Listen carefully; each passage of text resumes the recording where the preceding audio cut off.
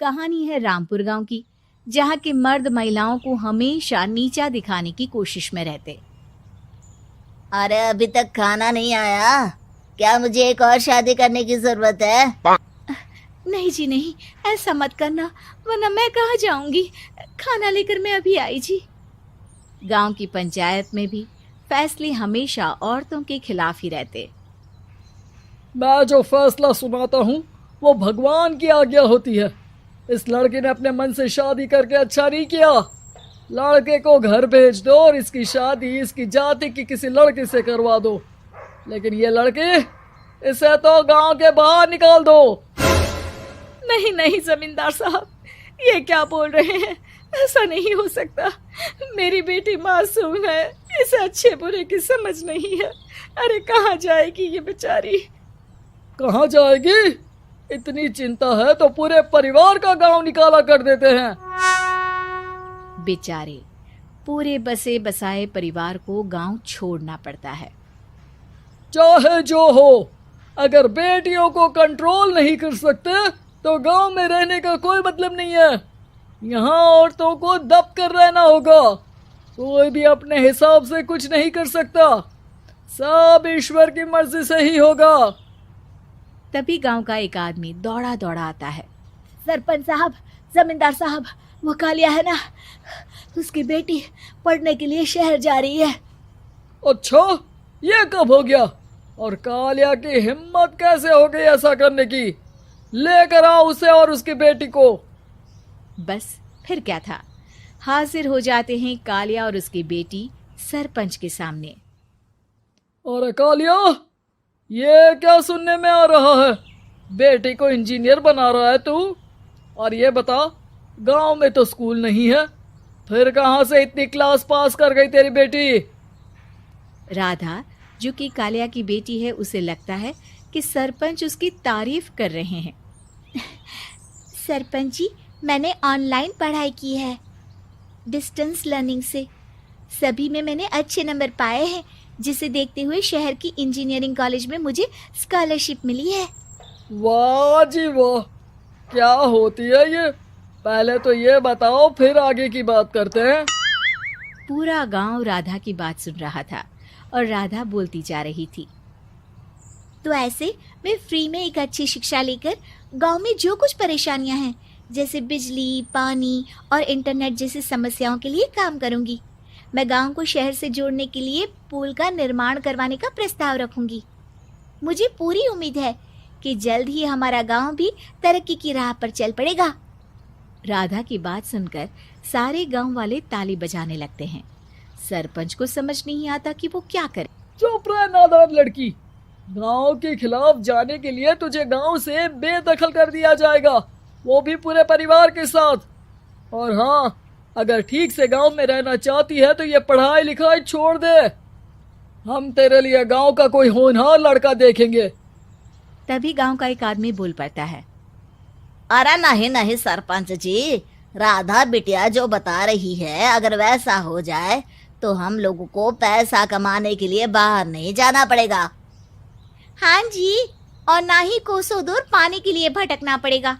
हमारे बच्चे भी अच्छी पढ़ाई कर सकेंगे और आगे बढ़ेंगे, ना कि हमारी तरह खेती करते बैठेंगे।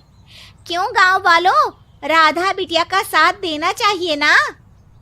सरपंच देखता है कि गांव राधा के साथ है तो वो चुप हो जाता है। वो घर आकर अपने सलाहकार से बात करता है, जो बहुत ही चालाक किस्म का इंसान होता है।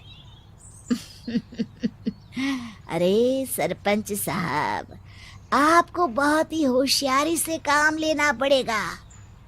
एक बार गांव तरक्की कर गया, यहाँ के बालक पढ़ लिए तो कोई ना पूछेगा आपको। और फिर ये जो बेटा और बेटी है ना आपके, इनको भी आम लोगों की तरह ही जीवन जीना होगा। हाँ, लेकिन करे तो क्या करे? वो ना आप मुझ पर छोड़ दीजिए, बस मैं जैसा बोलूं करते जाइए। अगले रोज सुबह जब गांव वाले सोकर उठते हैं तो राधा के घर के बाहर और साथ ही वो लोग जिन्होंने राधा का सपोर्ट किया था, उनके घर के आगे लाल रंग से कल आऊंगी लिखा होता है। कल आऊंगी, यह क्या होता है? अरे यह तो खून से लिखा है, लगता है कोई भूत प्रेत या चुड़ैल का साया है। चलो सरपंच जी के पास चलते हैं। सभी सरपंच के पास जाकर उसे सारी बात बताते हैं। अरे ये तो बड़ी मुश्किल की बात है। चलो मैं एक बाबा को जानता हूँ, उन्हें बुला लेता हूँ। सरपंच बाबा को लेकर गांव के घर के बाहर जाता है। ओहो, तो ये वो चुड़ैल है जो उन लोगों को निशाना बनाते हैं जो गांव को बदलने का सपना देखते हैं। वो गांव को ऐसे ही संपन्न देखना चाहती है, वो नहीं चाहती कि कोई बाहरी यहाँ का कायाकल्प करे। क्या तुम लोगों में से किसी ने गांव को बदलने की सोच रखी है? तभी राधा की माँ रोते रोते आती है। मेरी राधा घर से गायब हो गई है। अरे कोई तो बचाओ, मेरी बच्ची कहाँ गई?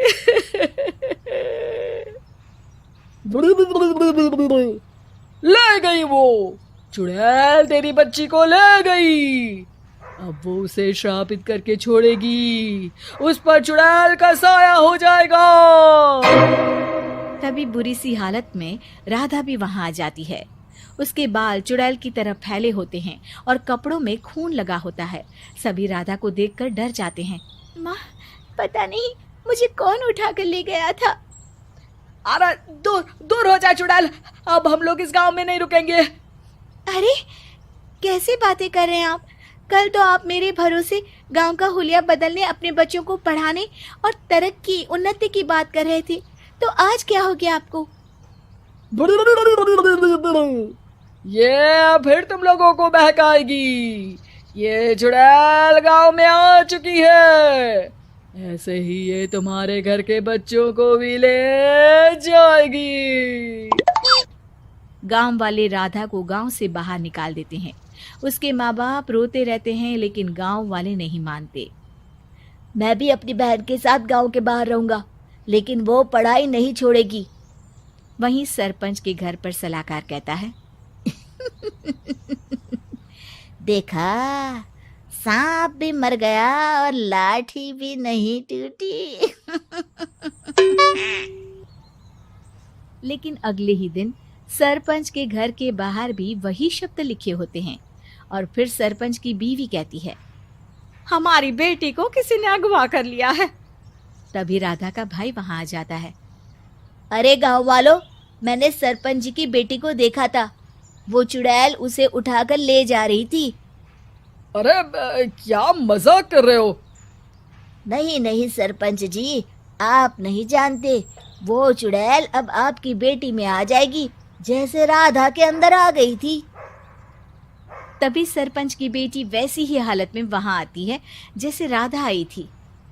पापा, पता नहीं कैसे मैं गायब हो गई थी। चुड़ैल, इसके अंदर भी चुड़ैल का साया है, मारो इसे। अरे नहीं नहीं, इसे भी राधा के पास गांव के बाहर ही भेज दो। अरे चुप रहो, मेरी बेटी कहीं नहीं जाएगी और चुड़ैल वुड़ैल कुछ नहीं होता है। अरे कैसे बात कर रहे हो सरपंच जी? आप तो बोल रहे थे कि आपका फैसला भगवान का ज्ञान होता है, तो अपने पर बात आई तो अब आप ऐसे बोल रहे हैं। अरे ना ना ना, आपको अपनी बेटी को त्यागना ही होगा। अरे बुलाओ बाबा को। राधा का भाई बाबा को ले आता है, जिसे अब गांव वालों के डर के कारण सच बोलना पड़ता है। मैं कोई बाबा नहीं हूँ, मैं तो मोची था। ये सलाहकार महोदय ने मुझे कहा था एक्टिंग करने को। अब वो मुझे पैसे देने वाले हैं। अब मुझे माफ कर दो। गलती हो गई, मुझे माफ कर दो। तभी वहां राधा आ जाती है। देखा सरपंच जी, जब गांव के बच्चे साक्षर होंगे तो आप जैसे लोगों की चालाकी नहीं चलेगी।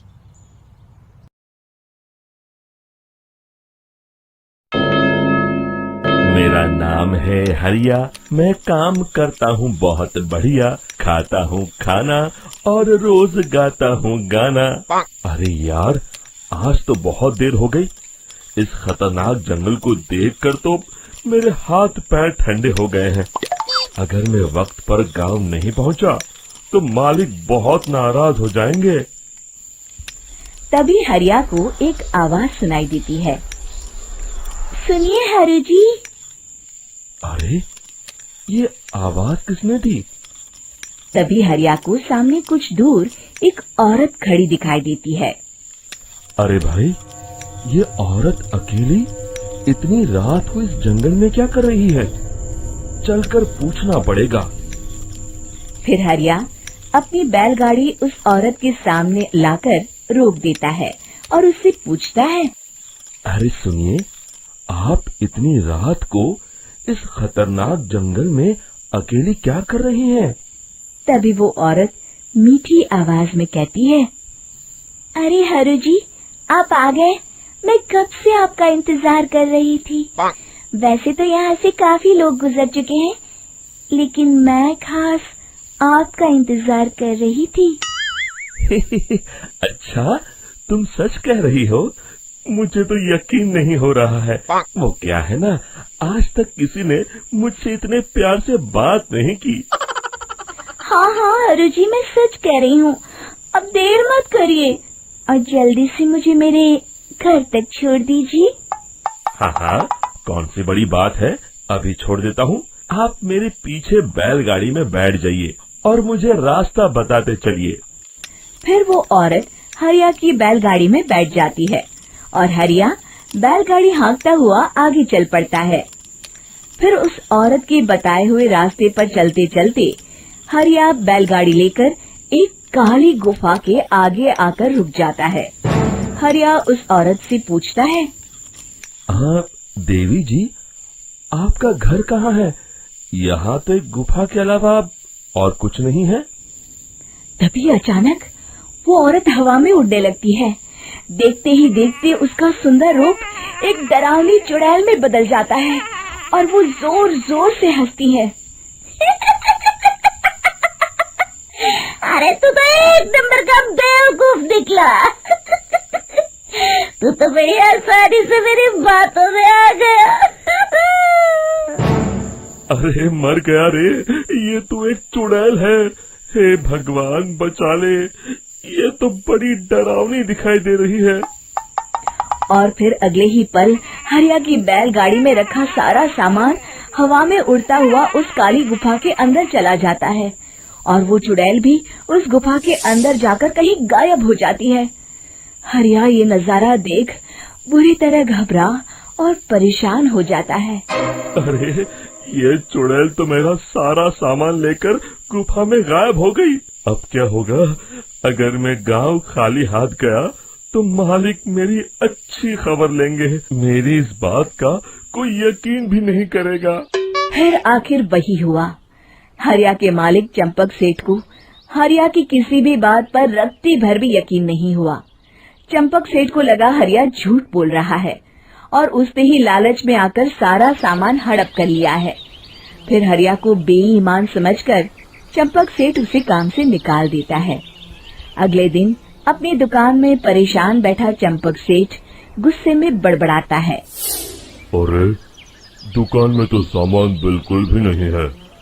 अब मुझे ही शहर जाकर सामान लाना होगा। फिर वो अपनी बैलगाड़ी लेकर शहर चला जाता है। शहर से सामान लेकर जब चंपक सेठ वापस गांव लौट रहा होता है, तभी उसे एक आवाज सुनाई देती है। चंपक जी, ओ चंपक जी। अरे ये तो कोई मेरा नाम लेकर मुझे पुकार रहा है। फिर उस रास्ते में वही औरत खड़ी दिखाई देती है। फिर क्या था, हरिया की तरह चंपक सेठ भी उस औरत के पास अपनी बैलगाड़ी लेकर जाता है और वो भी उसकी चिकनी चुपड़ी बातों के मुंह जाल में फंस जाता है। फिर चुड़ैल उसे भी अपनी गुफा तक ले जाती है और उसका सारा सामान लेकर गुफा में गायब हो जाती है। बेचारा चंपक सेठ लाचार होकर खाली हाथ गांव लौट आता है। फिर ये उस जंगल में रोज की बात हो जाती है। जो कोई भी शहर से कुछ लेकर गांव की तरफ लौटता, वो चुड़ैल उसे बेवकूफ बनाकर उसका सारा सामान लेकर गुफा में गायब हो जाती। एक दिन हरिया एक लकड़हारे को उसी जंगल की तरफ जाते हुए देखता है। फिर हरिया उसे रोकते हुए कहता है, अरे भाई, क्यों अपनी मौत को दावत दे रहे हो? मेरी बात मानो, आगे जंगल में मत जाओ, वहाँ एक बड़ी भयानक चुड़ैल रहती है। लकड़हारा हरिया की बातों को नजरअंदाज करते हुए कहता है, अरे भाई, मुझे पहले ही बहुत देर हो चुकी है, मुझे जाने दो भाई। शाम तक लकड़ियाँ काट कर शहर के बाजार में बेचना है। तुम अपनी ये कहानी किसी फुर्सत में बैठे इंसान को सुनाओ, मैं तो चला। इतना कहकर लकड़हारा वहाँ से आगे जंगल की तरफ चला जाता है। फिर अगले दिन गांव के मुखिया के घर के बाहर बहुत सारे लोग जमा हो जाते हैं। तभी हाथ में कुल्हाड़ी लिए खड़ा लकड़हारा कहता है, अरे मुखिया जी, अब आप ही हमें बचाइए उस जंगल वाली चुड़ैल से। हमारा सारा काम तो शहर से ही होता है। अरे मुखिया जी, उस चुड़ैल की वजह से तो मैं पूरी तरह बर्बाद हो गया हूँ। हम सबको मिलकर उस चुड़ैल का कोई इलाज करना पड़ेगा। तभी भीड़ में खड़ा वीरा कहता है, आप लोग चिंता मत करिए, कल से वो चुड़ैल किसी को नहीं लूट पाएगी। मेरे पास एक बहुत अच्छी तरकीब है। तभी चंपक सेठ उसका मजाक उड़ाते हुए कहता है, अरे तेरा नाम वीरा है तो क्या हुआ? तूने अभी उस चुड़ैल को देखा नहीं है? जाकर अपना काम कर, बड़ा आया। तब मुखिया जी कहते हैं, नहीं नहीं चंपक सेठ, मुझे लगता है हमें इस लड़के को एक मौका देना चाहिए।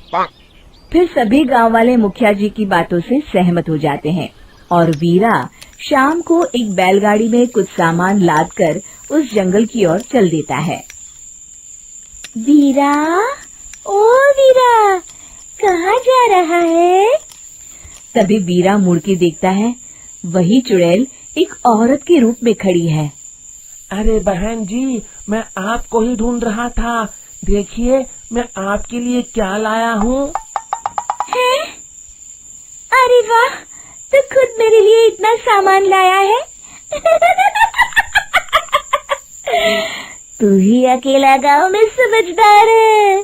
जरा देखो, मैं भी खोल के, बड़े भूख लगी है।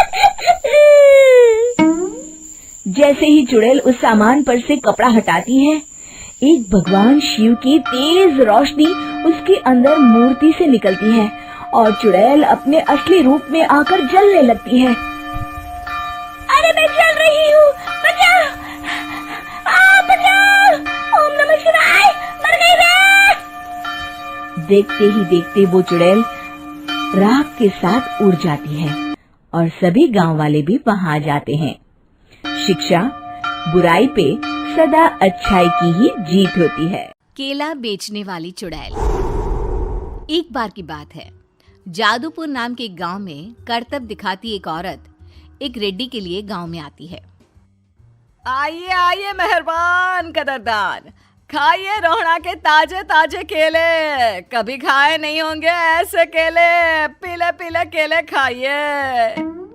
ये कहकर रोहड़ा हाथों में 4 केले लिए उन्हें सर्कल में जोर जोर से हवा में उछालती हुई करतब दिखाती है, जिसे देखकर आसपास के सारे बच्चे अपने अपने मम्मी पापा से उस औरत के पास जाने की जिद करने लग जाते हैं। पापा, ऐसा तो सर्कस में बॉल से होता है ना? ये आंटी तो केले से कर रही है। चलिए ना पापा, देखते हैं। रोहड़ा एक पतली सी तार पर चलती हुई केलों से करतब दिखाती है। आते जाते सभी लोग बाहर रुककर उसके करतब देखते हैं और वाह वाही करते नहीं थकते। जैसे ही एक आदमी पास आकर उसे पैसे देने लग जाता है, तब वो कहती है, अरे नहीं नहीं साहब, मैं करतब तो बच्चों के मन को बहलाने के लिए करती हूँ। धंधा तो मेरा केले का है। पीछे देखो मेरी रिड्डी, जो भी मेरे केले खाएगा मेरी तरह चुस्त दुरुस्त और तंदुरुस्त हो जाएगा। पता चलता है क्या कि मेरी उम्र 55 की है। अरे पर ऐसे ठंड के मौसम में कोई केला क्यों खाएगा? ये ऐसे वैसे केले नहीं है साहब, ये शरीर में गर्मी देते हैं। ठंड को दूर भगाए जो भी रोहिणा के केले खाए। पापा, अगर मुझे केले नहीं मिले तो मैं घर नहीं जाऊंगी। तभी उसके पापा कहते हैं कि बेटा, केले ठंड में कभी गर्मी नहीं देते। ये सब कहने की बातें हैं, सामान बेचने का तरीका है इनका। पर पिंकी नहीं मानती। मैं केले खाऊंगी। पिंकी की जिद के आगे नत्थू हार जाता है और उसे केले खरीद कर दे देता है। पिंकी खुश होकर केले घर ले आकर खाती है। अब मैं भी करतब करूंगी, कितना मजा आएगा, जादुई केले।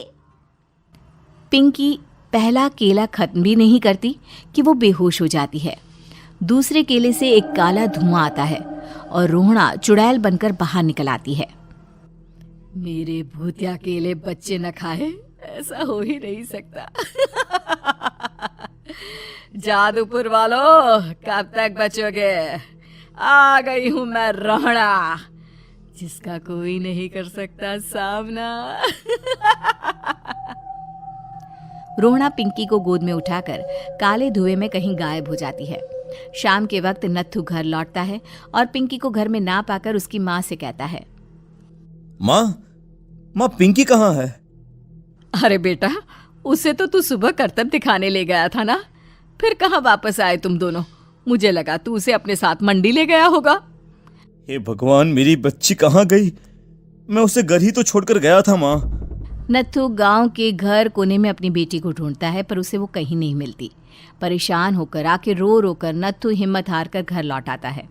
अगली सुबह रोहना फिर से करतब दिखाने आती है और इस बार पिंकी की तरह रोनी केले खरीद लेता है। 50 रुपए दिए थे पापा ने, सारे पैसों की मैंने केले खरीद लिए हैं। अब मैं भी आंटी की तरह ही कर्तव्यबाज बन जाऊंगा।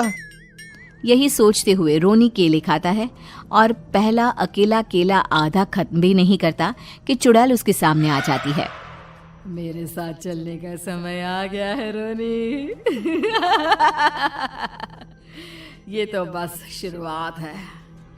अब इस गांव के सारे बच्चे धीरे धीरे मेरे कब्जे में होंगे, एक बच्चा भी नहीं बचेगा। ये कहकर रोनी को गोद में लेकर काले धुएं में अदृश्य हो जाती है। इसके बाद हर रोज गांव में से कोई ना कोई बच्चा गायब होता, पर ऐसा क्यों हो रहा है किसी को भी समझ में नहीं आ पा रहा था। रोज की तरह अपनी बेटी पिंकी की तलाश में नत्थू गांव के एक तालाब के पास बैठा रो रहा था। कहाँ गई मेरी पिंकी? शकुंतला के जाने के बाद एक वही तो मेरा सहारा थी। अरे उसकी आत्मा कोस रही होगी मुझे कि मैं अपनी बच्ची को संभाल भी नहीं पाया। नत्थू ये कहता हुआ रो ही रहा था कि तभी तालाब में से उसे शकुंतला की आवाज सुनाई देती है। कहाँ थी तुम शकुंतला? हमारी बच्ची और सारे गायब हुए बच्चे रोहना के कब्जे में हैं। वो बच्चों को जो केले देती है उससे बच्चे बेहोश हो जाते हैं और उसके कब्जे में आ जाते हैं और वो उन्हें ले जाकर काली दुनिया में ले जाती है। पर वो ऐसा क्यों कर रही है? ये मैं नहीं जानती, पर उस दुनिया का रास्ता मैं आपको बता सकती हूँ। जहाँ ये नदी खत्म होती है वहाँ एक केले का पेड़ है, उसके नीचे एक दरवाजा है, वहीं से रास्ता जाता है उस दुनिया का। ये कहकर शकुंतला की आत्मा गायब हो जाती है। गांव के सभी लोग झुंड बनाकर उसी रास्ते से काली दुनिया में चले जाते हैं और वहां देखते हैं कि सारे बच्चे वहां काम कर रहे थे। पापा, मुझे ले चलो यहाँ से। पापा, पापा। सभी बच्चे अपने मम्मी पापा से लिपट जाते हैं। तो तुम लोग यहाँ तक आ गए? क्यों हमारे बच्चों को पकड़ लिया तूने? तुझे शिकार ही बनाना है तो ले, हम सब आ गए हैं, हमें खा ले। नहीं, मुझे बच्चे चाहिए, मेरे बच्चे के बदले तुम लोगों के बच्चे। क्या मतलब? मैं इसी गांव में रहने वाली एक औरत थी। केले की चोरी के इल्जाम में मेरे बेटे को गांव वालों ने इतना मारा कि वो मर गया। उसी दिन मैंने ठान लिया कि गांव वालों का भी वही हाल करूंगी। कुछ दिन बाद बेटे के चले जाने के दुख में मैं भी मर गई और मेरी भटकती आत्मा एक चुड़ैल बन गई और फिर मैंने बदला लिया तुम सबके बच्चे छीनकर। बर्दाश्त नहीं कर पाए ना, सोचो मुझ पर क्या बीती होगी। हमें माफ कर दो रोहना, पता नहीं ये किसकी गलती थी, पर हम सभी माफी मांगते हैं। हमारी खुशियां लौटा दो, तुम भी तो एक माँ हो। गांव वालों की बात सुनकर रोहना का मन पिघल जाता है और वो बच्चों को छोड़ देती है। उसके बाद काली दुनिया बच्चों के लिए जादुई दुनिया बन जाती है। अब कोई भी कभी भी वहां आ जा सकता था। मिनी कुआ। सीमा गर्मियों की छुट्टियों में अपनी नानी के गांव आई थी। सीमा नानी के घर पहुंचने के बाद अपनी नानी के पैर छूती है और उनसे आशीर्वाद लेती है। तभी उसकी नानी उससे कहती है, इतनी बड़ी हो गई मेरी सीमा, चल जल्दी से हाथ मुंह धो ले, मैं तेरे लिए खाना लगा देती हूँ। भूख लगी होगी ना? हाँ नानी, भूख तो लग रही है मुझे, आपके हाथ के बने हुए पीले दाल और चावल खाने की। कितना टाइम हो गया है मुझे आपके हाथ का बना हुआ दाल चावल खाए हुए। तू तो नौकरी में व्यस्त थी, तो तुझे कहाँ से टाइम मिलेगा अपनी नानी के लिए? और जब इतने टाइम बाद आई है तो ज्यादा टाइम के लिए रुक कर जाएगी तू। हाँ हाँ नानी, इस बार पूरे 2 महीने के लिए आई हूँ। सीमा की नानी अंदर जाकर उसके लिए खाना बनाने लगती है। सीमा कमरे में अकेली होती है, तभी उसे किसी औरत के रोने की आवाज सुनाई देती है। वो कभी खिड़की से बाहर झांकती है तो कभी दरवाजे से बाहर झांकती है। उसे समझ में नहीं आ रहा होता है कि आखिर रो कौन रहा है। तभी नानी खाना लेकर आ जाती है। वो अपनी नानी से कहती है, नानी, कोई औरत रो रही है क्या? मैं जब से यहाँ आई हूँ तब से मुझे यहाँ किसी औरत की रोने की आवाज आ रही है। हे भगवान, कहीं ये वही तो नहीं? बोलो ना नानी। अरे कोई नहीं रो रहा, ये तेरे मन का वहम है। और तू ना अब खाना खा ले, ज्यादा यहाँ वहाँ की बातों में ध्यान मत दिया कर। जल्दी से खाना खा और फिर मेरे साथ आ जा मेरे कमरे में, दोनों बैठकर खूब सारी बातें करेंगे। ऐसे ही अगले दिन सीमा अपनी नानी के साथ गांव के बाजार जा रही होती है। उसी रास्ते में फिर से किसी औरत के रोने की आवाज आती है। वो अपनी नानी से कहती है, अरे नानी, क्या सच में तुम्हें अभी भी किसी औरत की रोने की आवाज नहीं सुनाई दे रही? मुझे किसी औरत की बहुत बुरी तरीके से रोने और चीखने की आवाजें आ रही है। मैं बहुत परेशान हूँ नानी, आखिर ये कौन है? मुझे लगता है कि सीमा को शहर भेज देना चाहिए, यहाँ रहना उसके लिए ठीक नहीं। नानी बोलो ना, आप चुप क्यों हो जाते हो? सीमा, तू घर चल, मुझे तुझसे बहुत जरूरी बात करनी है। नानी सीमा को घर ले आती है और सीमा से कहती है, सीमा, कल सुबह तू शहर वापस चली जाएगी। अरे अचानक? आखिर क्या बात है नानी, आप मुझे ऐसे जाने को क्यों कह रही हो? मैं बस जो कह रही हूँ उस पर ध्यान दे।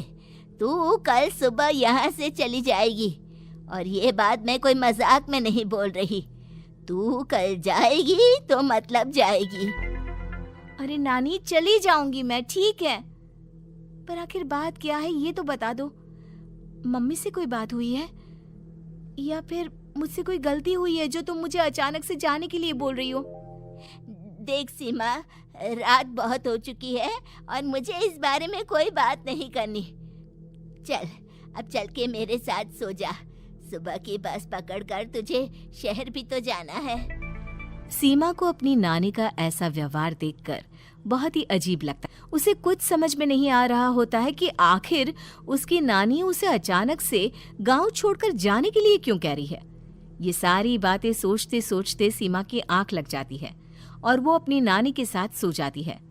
ऐसे ही आधी रात को सीमा को फिर से किसी औरत की रोने की आवाज सुनाई देती है।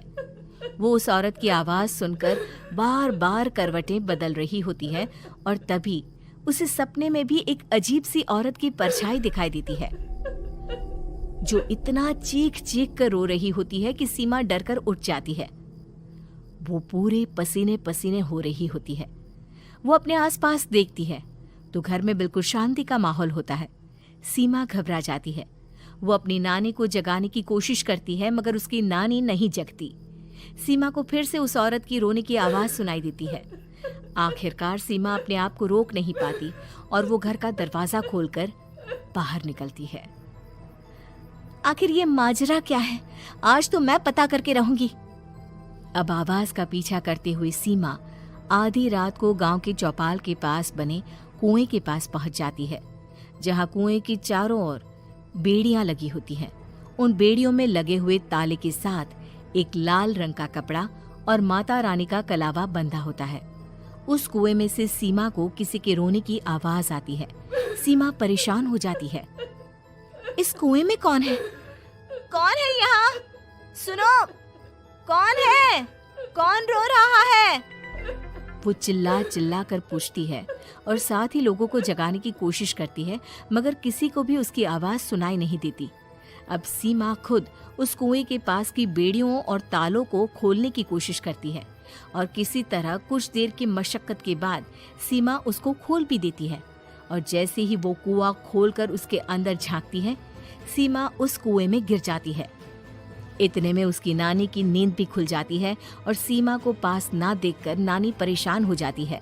नानी घबराकर पूरे घर में उसे ढूंढने की कोशिश करती है, जिसके बाद उसकी नानी और सभी लोग उस खूनी कुएं के पास जाते हैं और सीमा की नानी कुएं के पास खड़ी होती है।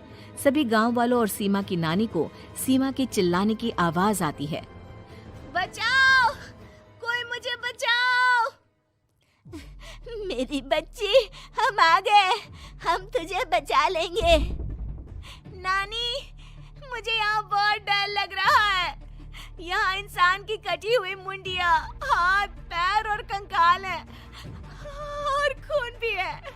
नानी, मुझे डर लग रहा है। आप सब मेरी मदद कीजिए, नहीं तो ये खूनी कुआं मेरी बच्ची को भी खा जाएगा। अरे मुझे तो ये समझ में नहीं आ रहा कि आखिर इस खूनी कुएं को खोला किसने। सालों पहले इसको इतनी मुश्किलों के बाद तांत्रिक बाबा ने बंद किया था। अरे पूरा गांव खूनी कुएं के बारे में अच्छे से जानता है, तो कोई भी जानबूझकर तो ऐसा करेगा नहीं। मतलब किसी ने अनजाने में इसे खोल दिया है भैया।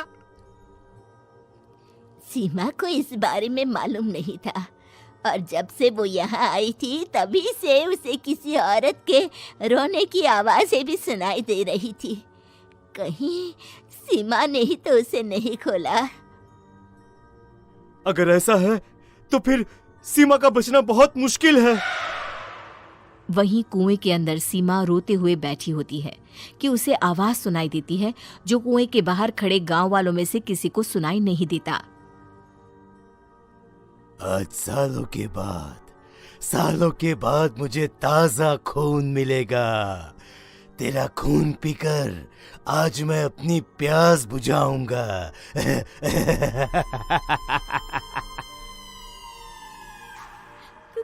कौन है? मत मारो प्लीज, मुझे जाने दो प्लीज। मैंने किसी का क्या बिगाड़ा है? वो तुझे मरने के बाद पता चल ही जाएगा। जितने में गांव वाले और सीमा की नानी कुछ सोच पाते, उतने में उन्हें सीमा के चिल्लाने की आवाज आती है और अगले ही पल सब शांत हो जाता है। क्या हुआ? सीमा, मेरी बेटी। माफ करना बहन, लेकिन अब सीमा वापस नहीं आएगी। हमें एक बार फिर से कुएं को बंद करना होगा। गांव वाले तभी तांत्रिक को बुलाकर लाते हैं। एक बार फिर अपनी शक्ति से तांत्रिक बाबा उस कुएं को हमेशा हमेशा के लिए बंद कर देते हैं और वहां एक बोर्ड लगा दिया जाता है कि यहाँ आना मना है।